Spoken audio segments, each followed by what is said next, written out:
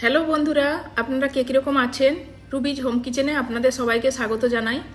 আজ আমি জন্মাষ্টমী স্পেশাল ছানার মালপোয়া আপনাদের কাছে শেয়ার করব। তার জন্য এখানে আমি নিয়ে নিয়েছি, এখানে আমি একটা আম নিয়েছি। এই আমের পাল্পটা আমি নিয়ে নেব। আজ আমি আম আর ছানা দিয়ে মালপোয়া বানাবো।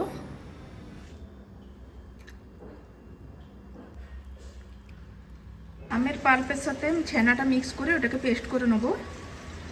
আমি এটাকে এর ভিতরে ঢেলে দেবো। হাফ বাটি সুজি দিলাম, 2 বাটি ময়দা, সামান্য একটু নুন, 1 বাটির থেকে একটুখানি কম চিনি দিলাম। আপনারা আপনাদের স্বাদ মতো চিনিটা দিয়ে দিবেন। এলাচের গুঁড়ো, পান মৌরিটাকে হাতে দলে এরকম করে দিয়ে দেবো। এইভাবে অল্প অল্প করে দুধ আর জল দিয়ে এটাকে মেখে নেব।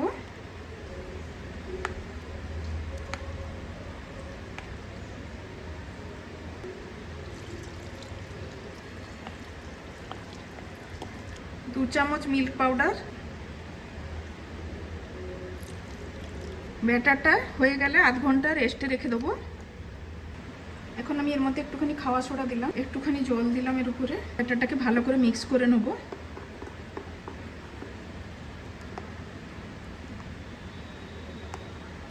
একটা প্যান বসিয়েছি, ওর মধ্যে অল্প একটু ঘি আর তেল গরম করতে বসাবো। আমি সাদা তেল দিয়েছি, তেলটা গরম হয়ে গেছে। এখন 1 হাতা করে ব্যাটার আমি দিয়ে দেবো। দিয়ে মালপোয়াগুলোকে খুব ভালো করে ভেজে নিতে হবে। হালকা আঁচে এগুলোকে ভেজে নিতে হবে।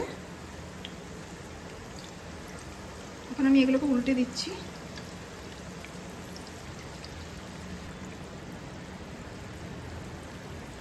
এগুলো ভাজা হয়ে গেছে, এখন আমি এগুলো তুলে নেব। এভাবে আমি সবগুলো মালপোয়াকে ভেজে নেব। আপনাদের যদি এই মালপোয়ার রেসিপিটি ভালো লেগে থাকে তাহলে প্লিজ লাইক, শেয়ার আর কমেন্ট করে দিবেন। চ্যানেলে যদি প্রথমবার হয়ে থাকেন তাহলে প্লিজ সাবস্ক্রাইব করে দিবেন। আপনারা একবার এভাবে বানিয়ে দেখতেই পারেন, খেতে খুব ভালো লাগবে।